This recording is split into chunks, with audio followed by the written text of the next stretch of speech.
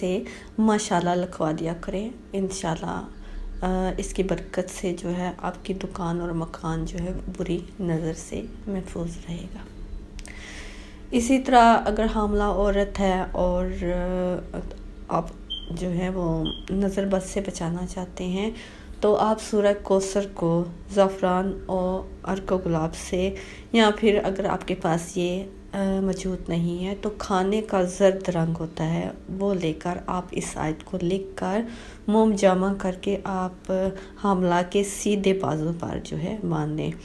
تو انشاءاللہ جو ہے حاملہ اور جو بھی ان کا بچہ ہے وہ نظر بد سے محفوظ رہے گا۔ بچے کی ولادت کے بعد آپ یہ جو ہیں اس کے بچے کے گلے میں پہنا دیں تو پھر بھی اس کو کوئی بھی بری نظر انشاءاللہ نہیں لگے گی۔ تو امید ہے آج آپ